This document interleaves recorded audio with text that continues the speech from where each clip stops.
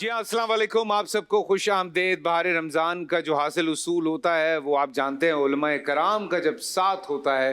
اور آج یہ جو خوشی ایک دم سے آپ دیکھ رہے ہیں، چونکہ ہمارے محترم علامہ کوکب نورانی اکاڑوی صاحب یہاں پہ موجود ہیں. حضرت خوش آمدید، بہت بہت شکریہ شرف بخشنے کا، بہت بہت شکریہ. اچھا لگا آپ آئے.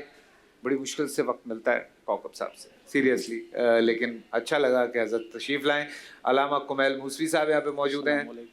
کیسے ہیں آپ؟ ٹھیک ٹھاک ہیں؟ مفتی ابو بکر محی الدین صاحب موجود ہیں. حضرت السلام علیکم. کیسے ہیں آپ؟ ٹھیک ٹھاک ہیں؟ حضرت آج ہم اصل میں کل وصال کے حوالے سے بات کرنا چاہ رہے تھے، حضرت عائشہ رضی اللہ تعالیٰ عنہ کے حوالے سے، لیکن آج چونکہ کل ہم بدر کے اوپر بات کرتے رہے تو ہم نے کہا آج ایک چھوٹا سا نذرانہ عقیدت فضائل کے حوالے سے آپ کی ذات پاک کے اوپر بات کی جائے. تو میں آپ سے بسم اللہ کرتا ہوں، پھر ہم آگے چلتے جائیں گے. بسم اللہ والحمد للہ والصلاة والسلام علی رسول اللہ. ہم پابند ہیں قرآن اور حدیث کے. بے شک بے شک. ہمارے لیے کسی کا بھی ذکر صرف دین کے حوالے سے ہوگا تو ہمارے پاس ماخذ قرآن اور حدیث. میرے پیارے نبی پاک صلی اللہ علیہ وآلہ وسلم کے لیے کہا گیا کہ یہ تمہاری جانوں کے مالک ہیں. النبی اولیٰ بالمؤمنین من انفسہم. نبی مومنوں کی جان سے زیادہ قریب ہیں، ان کی جانوں کے مالک ہیں. وازواجہ امہاتہم، اور ان کی بیویاں مومنوں کی مائیں ہیں، روحانی جسمانی نہیں. اگلی آیت میں پڑھوں تو لستن کاحد من النساء.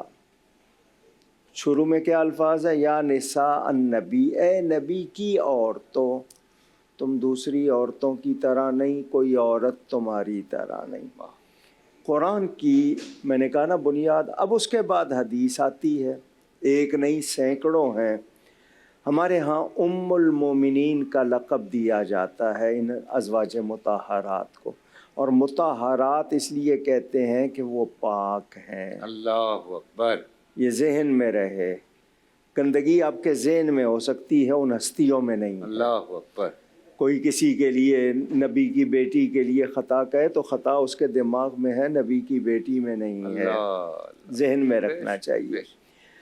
اب حضور اکرم صلی اللہ علیہ وسلم کی اس زوجہ محترمہ کے بارے میں جو خاص بات ہے، یہ اللہ کا انتخاب ہے. جبریل امین ان کو لا کے دکھاتے ہیں کہ یہ دنیا و آخرت میں آپ کی بیوی اللہ نے پسند کی ہے. تو جو اللہ کا انتخاب ہو، کوئی اس کے مثل ہو سکتا ہے؟ اس کی کتنی شان ہوگی. اسی لیے نبی پاک صلی اللہ علیہ وسلم کو آپ سے زیادہ محبت تھی کہ اللہ نے ان کو آپ کے لیے پسند کیا تھا. اچھا، جس عمر میں شادی ہوئی ہے وہ ہمارے ہاں بھی آج ہم معاشرے میں دیکھتے ہیں کہ جب آپ ٹین ایج یا اس سے ہوتے ہیں تو اس وقت آپ کو سیکھنے کا بہت شوق ہوتا ہے، آپ کی صلاحیت. یہ کنواری ہیں واحد ازواج مطہرات میں، باقی سب کوئی ایک دفعہ، دو دفعہ، تین دفعہ کی بیوہ، تاکہ بیوہ سے بھی نکاح کریں. نبی نے اگر کنواری سے نہ کرتے تو پھر اور وہ بھی نظیر مثال نہ ہوتی. انہوں نے 47 برس نبی پاک کے بعد دین پہنچایا ہے امت کو. اور علماء کا کہنا ہے کہ اگر دین کے 3 حصے کیے جائیں تو ایک حصہ حضرت عائشہ سے امت کو ملا ہے. 2210 احادیث ان سے مروی ہیں، ان میں سے تقریباً 250 وہ ہیں جو متفق علیہ بخاری مسلم میں. میں یوں کہوں کہ وہ اللہ کی طرف سے ہمارے لیے ایک نعمت، اور ایسی نعمت کہ ہمارے تصور سے بھی بالا. اور نبی پاک صلی اللہ علیہ وسلم کے ساتھ انہوں نے جو وقت گزارا، اس وقت کو امت آج تک اس سے فیضیاب ہو رہی ہے. 2 حکم ان کی وجہ سے، خاص طور پر تیمم کا حکم، یہ ان کی برکت سے ملا ہے. اللہ. واحد خاتون ہیں جس کی پارسائی کا بیان خود رب نے کیا. 18 آیتیں ان کے بارے میں سورہ نور میں نازل ہوئیں.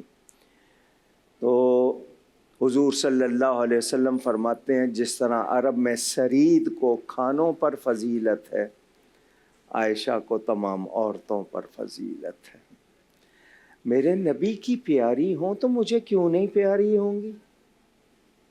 اور پھر ان کا جو شرف، ان کے والد. اور پھر یہ بھی حدیث موجود ہے کہ پوچھا گیا حضور کو مردوں میں سب سے زیادہ کون پسند، تو صدیق اکبر.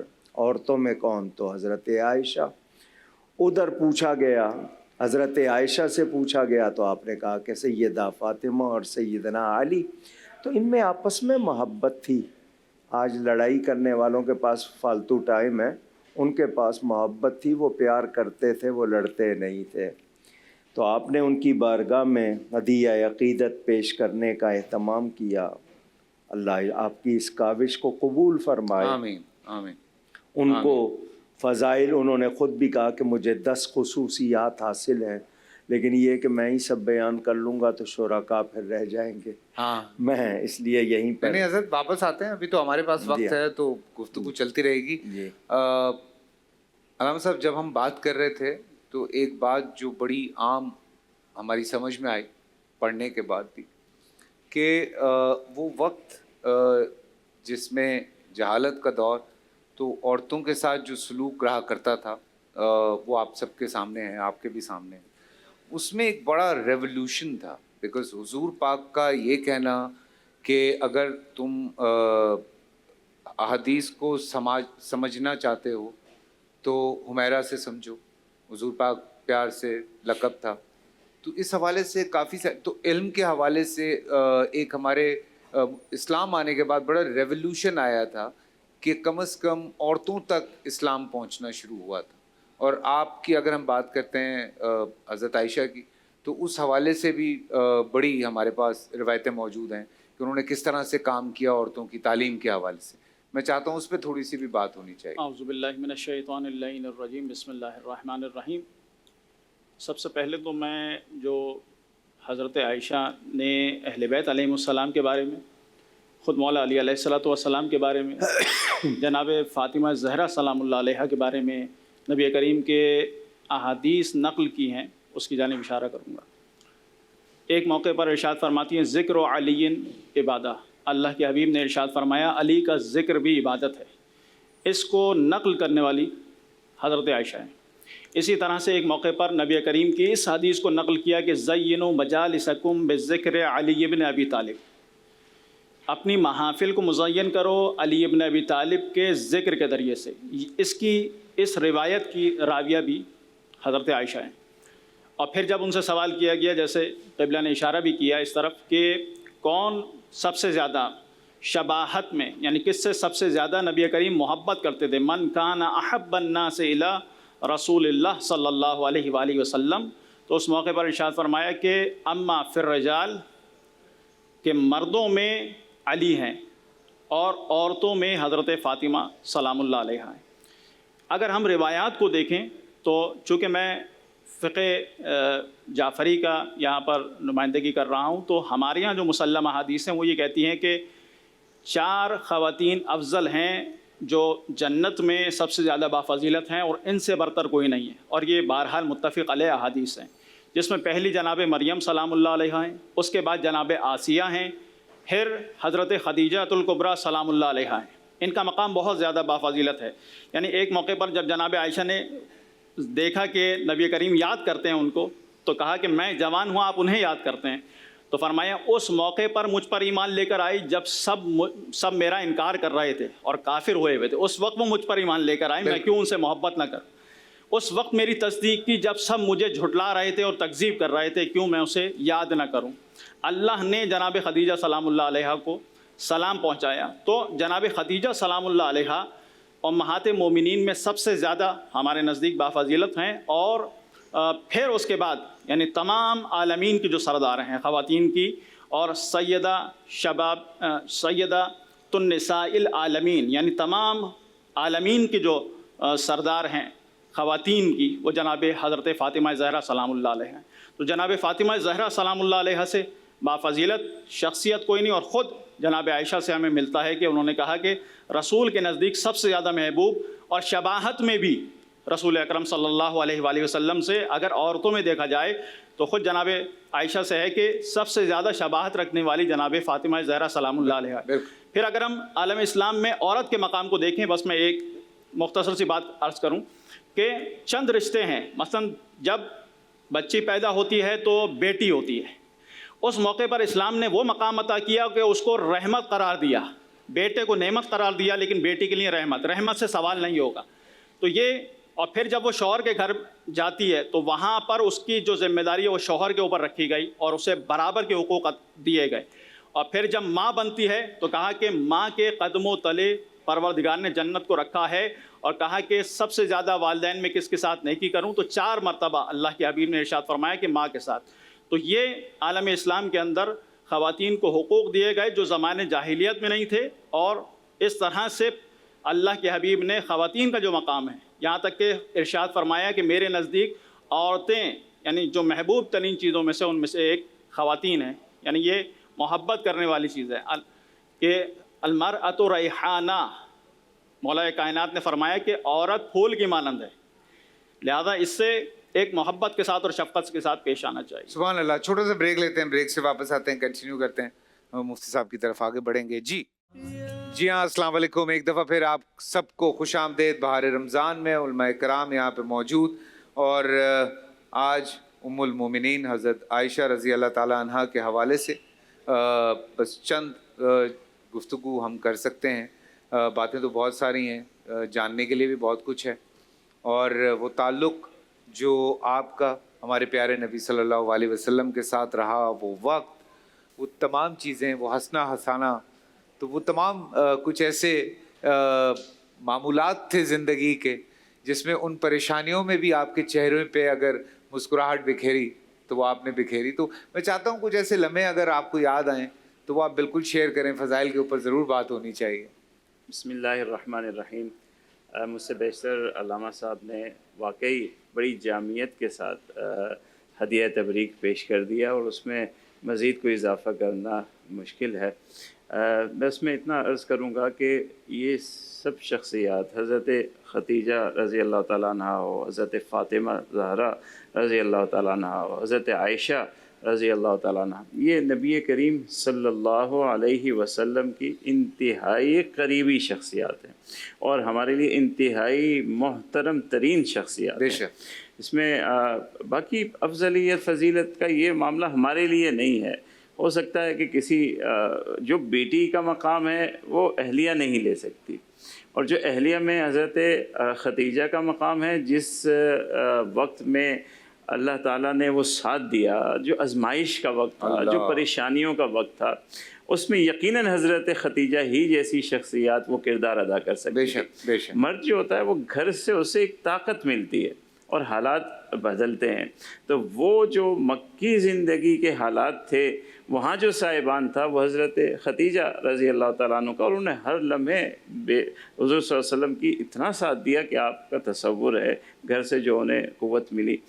اور پھر جب مدینہ میں حضور صلی اللہ علیہ وسلم تشریف لائے، اب حالات بدل چکے ہیں، اب ایک ریاست قائم ہو چکی ہے، اب احکامات آ رہے ہیں، اب امت کو جینے کا طریقہ بتانا، اب علم و فضل کی بات شروع ہو رہی ہے، اور علم کی میراث حضرت عائشہ رضی اللہ تعالی عنہ کے اللہ نے حوالے کی، یہ کام ان کے سپرد کیا۔ اور اسی ضمن میں جس کی طرف آپ نے اشارہ کیا، اور آج ہمارے معاشرے کو سب سے زیادہ ضرورت ہے کہ ہمارا برتاؤ کیا ہونا چاہیے خواتین سے، جس کو ہم خواتین کے حقوق کہتے ہیں۔ حضور صلی اللہ علیہ وسلم کا ایک واقعہ، حضرت عائشہ مسجد نبوی میں کوئی کھیل کھیلا جا رہا ہے، چند صحابہ کھیل کھیل رہے ہیں، حضرت عائشہ کی عمر بھی کم تھی، حضور صلی اللہ علیہ وسلم سے فرمایا کہ میں دیکھنا چاہتی ہوں۔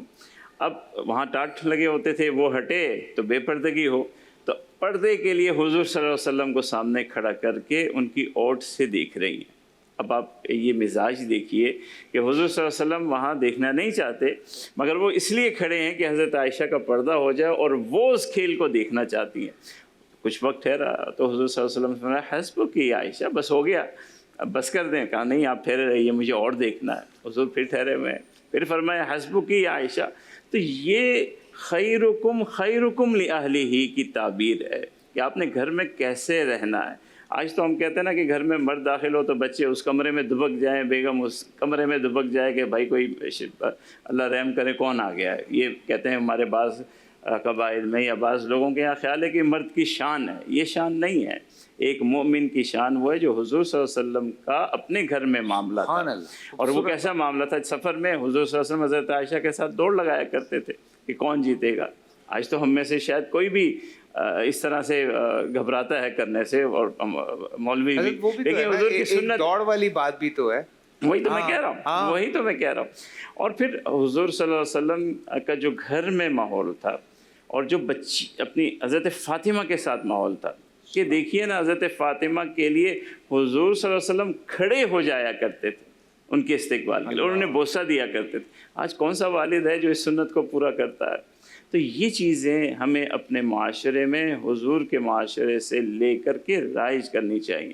گھر کے اندر ہمیں، اب کہتے ہیں الرجال قوامون علی النساء، اس کا مطلب حاکم نہیں ہے، وہ آپ کی ملکیت نہیں ہے۔ اس کا مطلب یہ ہے کہ آپ نگران ہیں، آپ نے گھر کی ماحول کو آپ نے کرنا ہے کہ کس طرف جانا ہے، کون آئے گا کون نہیں آئے گا، لیکن گھر کے اندر آپ نے ایک دوست کی طرح رہنا ہے، ایک اچھے ساتھی کی طرح رہنا ہے۔ اور وہ حضور صلی اللہ علیہ وسلم اور حضرت عائشہ رضی اللہ تعالیٰ عنہ کی زندگی سے ہمیں اس کی بہت بہترین، اور اس معاملے میں جہاں ہم مردوں کو بھی سیکھنا چاہیے، وہاں ہماری عورتوں کو بھی سیکھنا چاہیے۔ یہ حضرت فاطمہ رضی اللہ تعالیٰ عنہ جتنی بھی ازواج مطہرات ہیں، ان میں سے ایک ایک کی سیرت جس کو آپ پسند کریں، یہ مختلف پھول ہیں، ان کی مختلف خوشبوئیں ہیں، لیکن سیرت انہی کی اپنائیے کہ گھر میں وہ کس طرح رہا کرتی تھی، کیسے شوہر کے ساتھ صبر ہوتا تھا، کیسے شوہر کے حالات میں ان کے ساتھ مدد کی جاتی تھی، کیسے عزت کی جاتی تھی، کیسے گھر کی تربیت کی جاتی تھی۔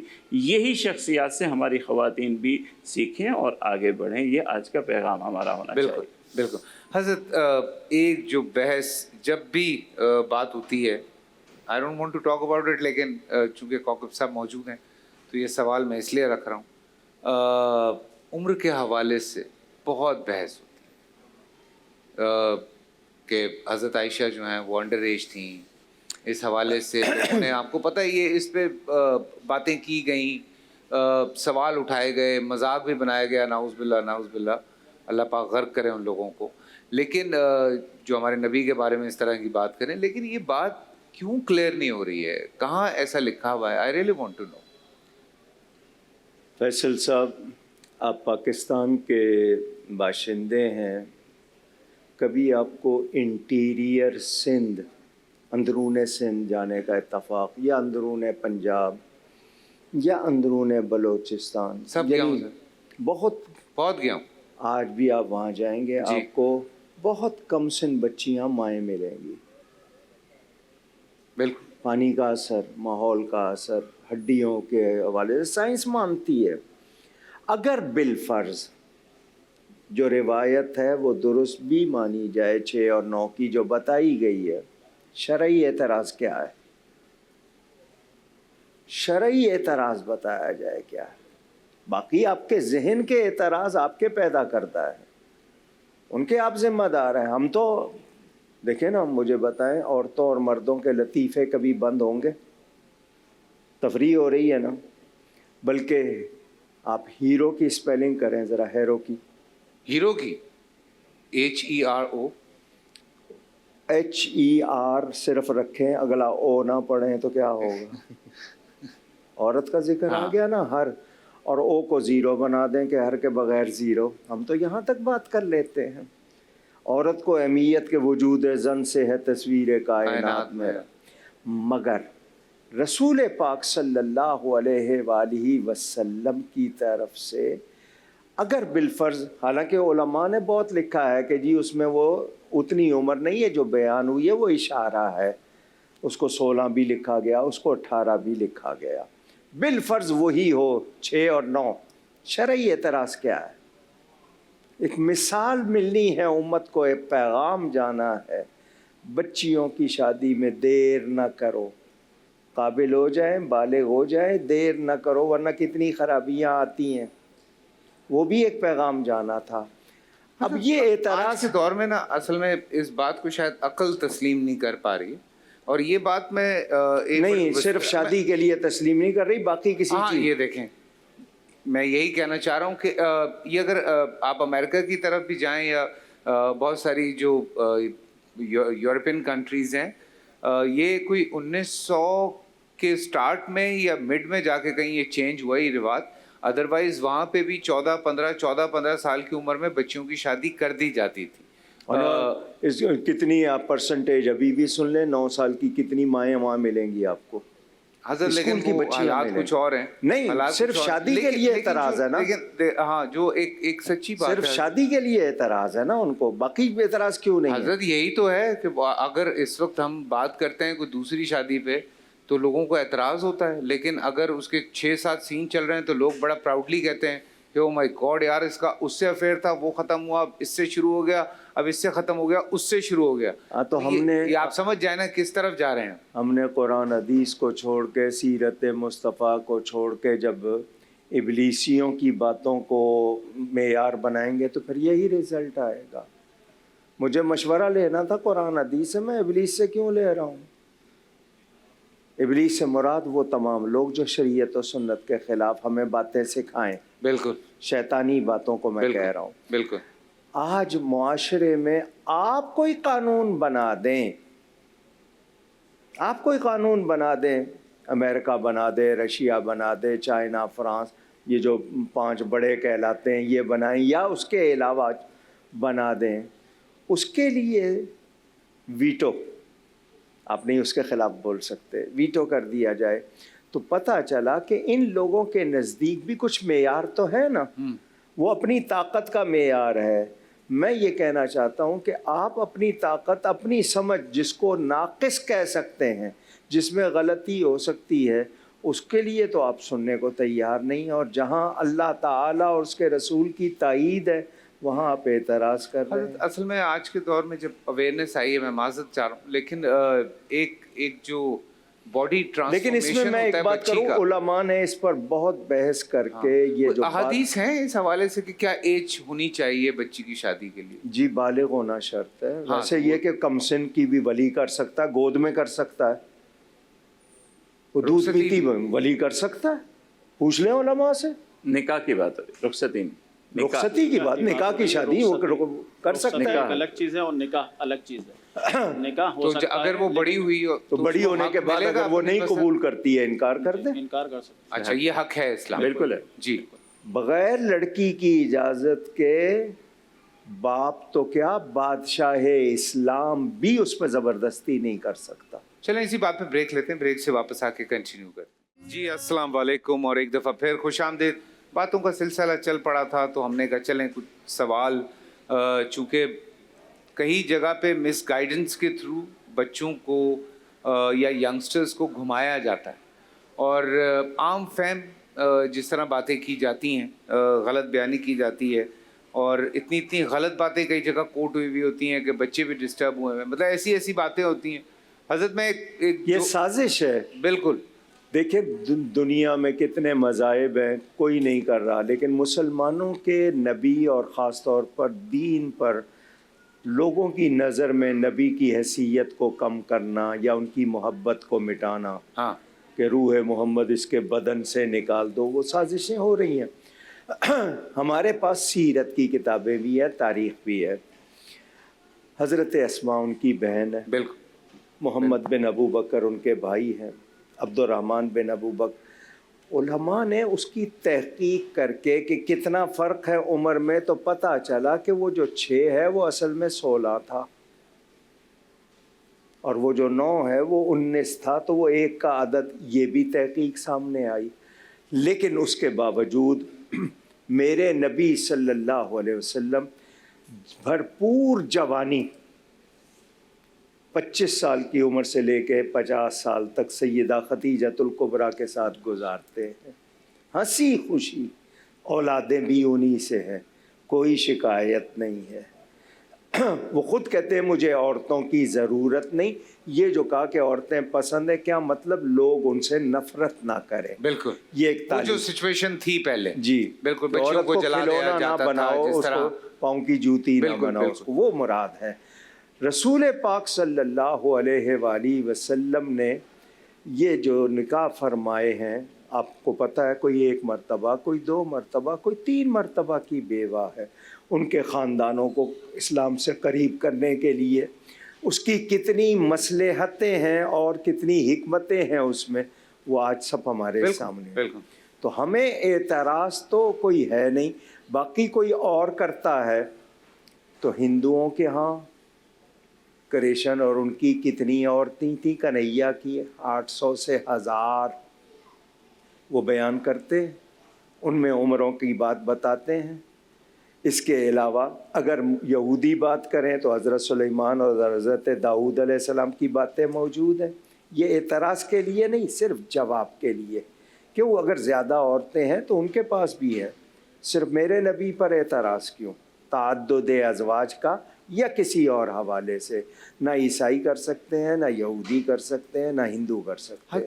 حضرت بات یہ نا کہ میں آپ کی طرف آگے بڑھ رہا ہوں کہ ایک پاسبلٹی نہیں ہے یہ کہ آپ بیلنس قائم رکھ سکیں. یہ تو جو ایک کم کیا گیا تھا سلسلہ، یہ تو آپ اگر ابھی بھی عرب میں جا کے دیکھیں تو 19-20 ابھی ہم ایک رپورٹ پڑھ رہے تھے، پتہ نہیں کسی کی 119 بیویاں. میں نے کہا پاگل ہیں کیا، مطلب کیا چاہ رہے ہیں. تو خیر اینی وے آپ بیلنس ہی نہیں کر سکتے نا، کیونکہ وہاں پہ جہاں حکم ہم نے اپنے علماء کرام سے سنا کہ آپ نے 100% بیلنس رکھنا ہے. کیسے پاسبل ہے وہ تو اس کے لیے پتہ نہیں، پھر میں آن ایئر نہیں بول سکتا، میں مذاق ایک جوک میں اس میں حضور نے ایک جملہ کہہ دوں، حضور نے فرمایا محبت میں نہیں ہو سکتا، ہاں باقی معاملات میں. ہاں لیکن بات یہی ہے نا. اور وہ جوک یہ تھا کہ وہ کہتے ہیں نا کہ وہ جائے نماز کا وہ پلٹ دیں. ہمارے یہاں جو روایتیں بنی ہوئی ہیں تو اس سے کسی نے پوچھا کیوں پلٹ دیا، کہتا یار نہیں پلٹتا تو شیطان نماز پڑھ لیتا. کہتا ابے شیطان کی نماز چھڑوا دی تیری وجہ سے، وہ پڑھ لیتا تو اچھا ہو جاتا. یہ والے بھی جوک چل رہے ہیں.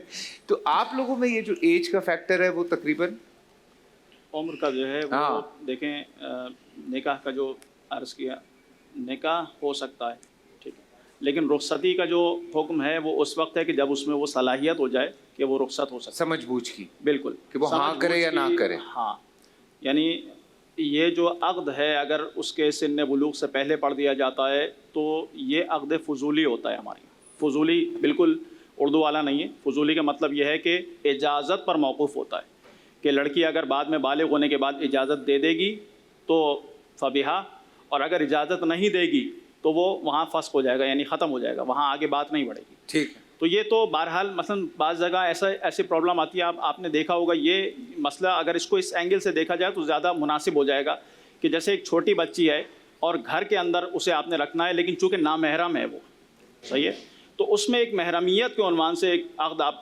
کسی سے پڑھ کے، تاکہ وہ گھر میں ایک مثلا اس کے لیے جو پردے وغیرہ کا ہے اس کو وہ مشکل پیش نہ آئے. اس عنوان سے یہ احکامات ہیں. یہ فقط وہ ایک خاص وہ چیزیں نہیں ہیں جو رخصتی کے بعد بہرحال جو شادی والے معاملات ہیں ان سے فقط منسوخ نہیں. جو ہم بات کر رہے تھے حضرت عائشہ بھی، ہاں جو میں بات کر رہا تھا، مجھے بات آئی ہے میں پھر بھول جاؤں گا. یہ جو لوگ اعتراض کر رہے ہوتے ہیں نا اس چیز پہ یا اس بارے میں بات کر رہے ہوتے ہیں، ان کے گھر میں ایک 6 سال کی بچی نوکرانی ہوتی ہے. ایسا ہی وہ اس بچی سے گھر میں کام کروا رہے ہوتے ہیں اور وہ اس طرح کی باتیں کر رہے ہوتے ہیں، اس پر ظلم کرتے ہیں. کتنی داستانیں ابھی دیکھیں، ابھی کتنی ساری چیزیں سامنے آئی ہیں. چھوٹی چھوٹی 12 سال کی بچی مار کے، یعنی کوئی جاہل انسان ہو دنیاوی اعتبار سے، کوئی مثلا بڑے مقام اور منصب پر ہیں، میں یہاں کسی کا نام نہیں لوں گا ورنہ پھر کوئی توہین کا کوئی مسئلہ پیش نہ آ جائے، ورنہ بڑی بڑی پوسٹوں پر ہیں اور ایسی پوسٹوں کے اوپر یہ افراد ہوتے ہیں یا مثلا ان کے اہل خانہ ہیں کہ آپ ان کے اوپر یعنی حکومت کیس کرتے ہوئے بھی گھبراتی ہے، پولیس گھبراتی ہے. بالکل اس طرح کے معاملات ایسے پڑھے لکھے لوگوں میں. لیکن جب دین کی بات آتی ہے تو پھر وہی تمام اعتراضات شروع ہو جاتے ہیں. لیکن مستحب بہرحال یہ ہے، دیکھیں معاشرے کے اندر جو بگاڑ بڑھ رہا ہے اس کی ایک مین وجہ میں چاہتا ہوں کہ اس کی طرف نوجوان ہمارے متوجہ ہوں اور یہ چیز زیادہ یعنی ڈسکس ہونی چاہیے، بجائے اس کے کہ جس طرف ہم جا رہے ہیں. زیادہ جو اس وقت ہمارا مسئلہ ہے معاشرے کا، اس میں جو بگاڑ پیدا ہو رہا ہے اس کی طرف فوکس ہونا چاہیے. بچیوں کی شادی وقت پر ہو جانی چاہیے. یہاں آپ دیکھیں کہ لڑکا 30-35 کا ہوتا ہے تب بھی یہی سوچ رہے ہوتے ہیں کہ اب یہ کمائے گا، صحیح ہے، 20 साल का हो जाएगा, अब ये पढ़ रहा है, उसके बाद फिर होगा क्या, ये अब ये कमाएगा, कुछ हो जाएगा, घर हो जाएगा, फिर गाड़ी हो जाएगी, उसके बाद मसला ये भी तो आ अगर गया इन ना, जब चीज़ों पर समझदार नहीं होते तो तलाकों का रेशो बहुत बढ़ गया पाकिस्तान। खुद अगर हम कुरान मजीद को देखें तो कुरान मजीद क्या बता कुछ रहा है? ड्रामे अच्छे कर दीजिए, कुछ पैगाम अच्छा कर दीजिए, ताकि कोशिश कर रहे हैं, क्योंकि ये तलाक को अब खेल बना लिया, हालांकि अर्श हिल जाता है अगर नाहक दी बिल्कुल। जाए। अगर हम कुरान मजीद को देखें, इस बात में मैं ऐड कर दूं कि वअनकिहुल अयाम मिनकुम वस्सालिहीन मिन इबादिकुम व इमाइकुम, निकाह करो, निकाह करवाओ, यानी ये नहीं कहा कि निकाह करो खुद करो, बल्कि बुज़ुर्गों को हुक्म दिया जा रहा है कि निकाह करवाओ, कि जो सलाहियत जिनके अंदर पैदा हो गई लड़के लड़कियों में से उनके निकाह करवाओ। इन यकूनु फ़क़रा युग़निहिमुल्लाहु मिन फ़ज़लिही। मसला ये है कि हमारा अल्लाह पर ईमान कमज़ोर है। अल्लाह कुरान मजीद में, यानी कोई रिवायत नहीं है कि जिसे हम कहें कि ये ज़ईफ़ है या किसी की कही हुई बात है, खुदा का कलाम है। खुदा कह रहा है अगर फ़कीर हो गए तो हम अपने फ़ज़ल से गनी कर देंगे, बेनियाज़ कर देंगे। और ख़ुद आप देखें कि हम खुद अपनी ज़िंदगी के अंदर देखते हैं कि जब ज़िम्मेदारी आती है उसके बाद परवरदिगार उसके रिस्क का बंदोबस्त खुद करता है। फिर बच्चा पैदा होता है, उससे पहले परवरदिगार उसके रिस्क की ज़िम्मेदारी उठा लेता है। इमाम जाफ़र सादिक़ अलैहिस्सलाम की खिदमत में एक सहाबी परेशान बैठे हुए थे कि बेटी की विलादत हुई है, इस पर नाराज़ थे। तो इमाम ने फरमाया अलल्लाह रिज़्क़ुहा व अलल अर्ज़ सिक़्लुहा, ज़मीन इसका बोझ उठाएगी, तुम्हें नहीं उठाना, और अल्लाह इसका रिस्क देगा, तुम्हें इसका रिस्क नहीं देगा। अल्लाह। तो अगर वाक़तन हमारी निगाह इलाही हो जाए, हम इस एंगल से देख रहे हो, खुदा की बातों पर ईमान हो, तो परवरदिगार रास्ते खुद बनाता है। वमन यजअलिल्लाह वमन यत्तक़िल्लाह यजअल लहू मखरजा व यरज़ुक़हु मिन हैसु ला यहतसिब। जो तक़वा इलाही इख्तियार करता है, अल्लाह उसके लिए बंद गली में भी रास्ता बनाता है और ऐसी जगह से उसे रिज़्क़ अता करता है जिसका उसने गुमान नहीं किया होता।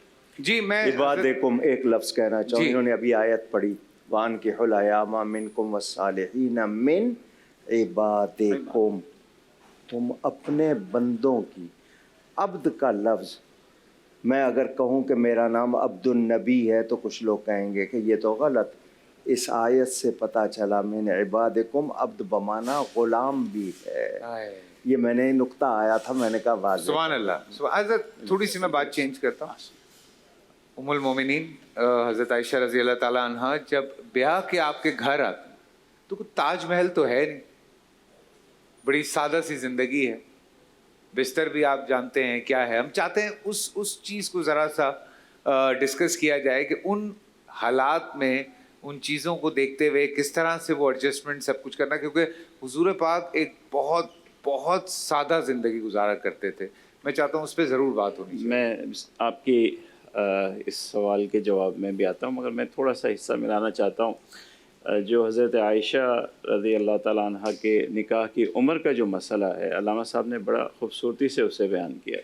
जो एतराज़ करने वाले हैं उनका मंशा क्या है, एतराज़ का किस बुनियाद पे वो एतराज़ करना चाहते हैं। शरीयत का हुक्म तो उसी तरह है जिस तरह इस निकाह की वो तारीख़ भी मांग ली जाए तो वो उसके मुताबिक, जैसे हज़रत ने कहा, ठीक है, क्योंकि शरीयत का हुक्म ये है कि बलूगत के बाद रुखसती हो सकती है और बलूगत से पहले निकाह हो सकता है। ये आज भी यही हुक्म है। और अगर किसी का मंशा ये है कि बालिग नहीं थी तो उस पर अलग कलाम किया जाएगा। बालिग तो थी, क्योंकि आज भी आप अरब में देख लें, गर्म इलाका है, इस उम्र में औरतें बालिग हो जाती हैं, और अब तो तवातर से ऐसे वाक़यात आए। तो ये मंशा अपनी जगह ख़त्म।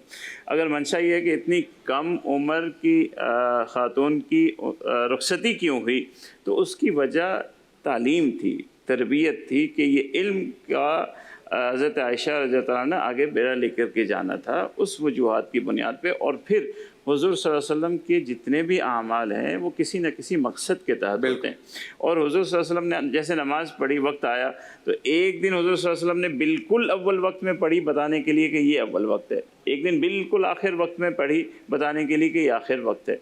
जब ये शरीयत का हुक्म है कि इस उम्र की और जो बालिग हो जाए वो बच्ची, उससे रुखसती हो सकती है, तो इसीलिए हुज़ूर सल्लल्लाहु अलैहि वसल्लम ने किया होगा, इतना ही काफ़ी है। तो कोई मंशा नहीं है किसी किस्म का एतराज़ करने का। हज़रत बाकी बात चूँकि लाहौर और उसके मज़ाफ़ात में अज़ान मग़रिब, बस उसके बाद वापस आते हैं और फिर बात शुरू करते हैं। جی ہاں، السلام علیکم، اور ایک دفعہ پھر آپ سب کو خوش آمدید۔ حضرت معذرت، یہ بریک کا سلسلہ بہت جو ہے نا، ضروری یہ تھی۔ ہمارے ٹیمپو لاہور بریک کر دیتا ہمارے لاہور کے بھائیوں کا روزہ کھل گیا ہے ہاں۔ اور انہیں اطلاع کرنا بہت ضروری تھا۔ میں اپنے سوال کیا تھا کہ حضور صلی اللہ علیہ وسلم کے گھر کا ماحول، حضرت عائشہ رضی اللہ تعالیٰ عنہ سے خود سوال کیا گیا کہ آپ کا گزر بسر کیسے ہوتا تھا۔ حضرت عائشہ نے فرمایا دو چیزوں پہ، دو سیاہ چیزوں پہ، ایک پانی اور ایک کھجور۔ اللہ، تو یہ حضور کے گھر کے اکثر اوقات کا گزر تھا، مگر حضور صلی اللہ علیہ وسلم کا یہ انداز خود اختیار کیا ہوا تھا، خود حضور کی پسند سے اسی انداز میں۔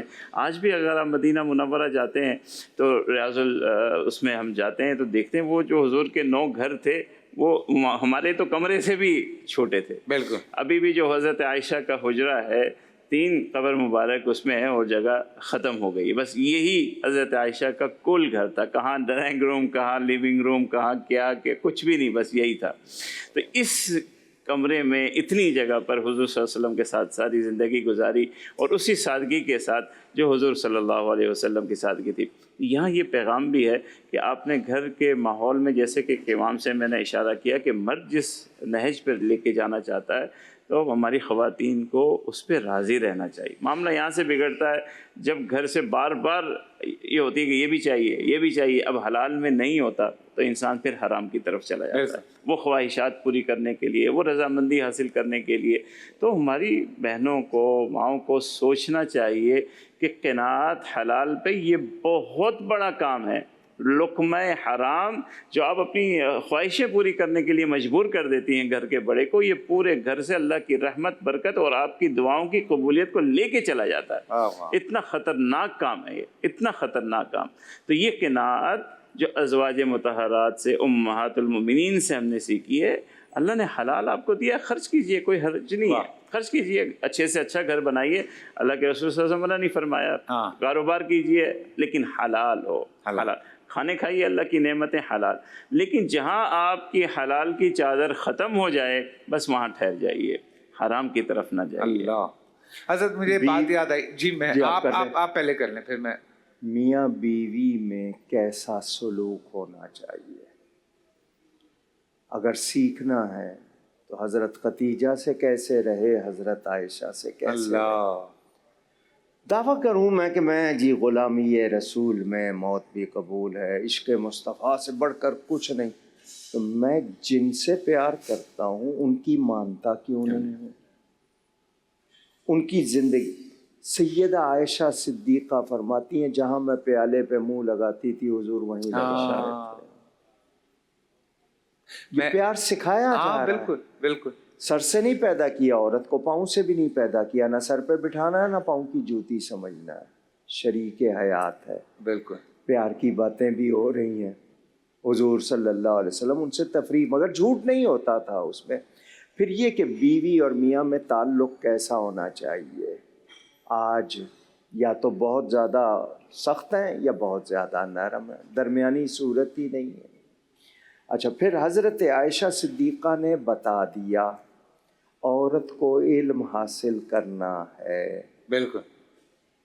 دیکھیں نا آج ایک میں عورت، اس میں ایک سوال ڈال دیتا ہوں، آپ بات پوری کیجیے گا، کیونکہ یہ بھی پڑھتے ہوئے کچھ چیزیں گزری کہ جب آپ تشریف لایا کرتے تھے حضور پاک تو آپ شاعری بھی کیا کرتی تھیں کچھ ان کے آنے پہ، تو اس پہ بھی میں چاہ رہا ہوں کہ تھوڑی سی وہ بھی بات ہونی چاہیے۔ ذہانت اللہ کی طرف سے، اس کو جلا ملتی ہے، کوئی استاد مل جائے، معلم گھر میں موجود ہے۔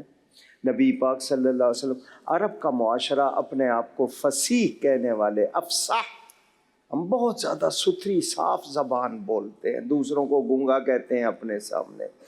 اس ماحول میں پھر صدیق اکبر جو ماہر انساب ہیں، ان کے والد ہیں، انہوں نے ان کو بھی دیکھا ہے، تو اس معاشرے میں رہ کے ان کی صلاحیتیں، اور پھر دنیا کو پتہ لگ جائے کہ صرف مرد ہی عالم نہیں ہوتا، عورت بھی ہوتی ہے، اور ایسی ہوتی ہے کہ اس سے تیسرا حصہ دین کا امت کو پہنچتا ہے۔ واہ، یہ بہت بڑا پیغام۔ اب علم کون سا وہ ہم نے طے کرنا ہے، آج کل ہمارا نصاب کیا ہے اس پہ میں گفتگو نہیں کر رہا۔ بالکل بالکل جی، ہمیں اپنے آپ کو پہچان نہیں ہے ہماری، ہمیں دین کی نہیں ہے، ہم لوگ صرف کمانے والے موضوعات لیتے ہیں۔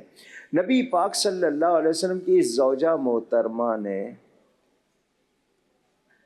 لازمی بات اور ازواج بھی تھی، تو شہزادی محترمہ بھی موجود تھی، ان کے ساتھ کیسے رہنا ہے۔ اب ایک پیار کی بات سنا رہا ہوں۔ حضرت عائشہ صدیقہ پوچھتی ہیں حضرت فاطمہ سے، تم افضل ہو یا میں؟ پیار کا سوال ہے۔ حضرت سیدہ فاطمہ نے کہا میں افضل ہوں، اس لیے کہ میں نبی کے بدن کا ٹکڑا ہوں۔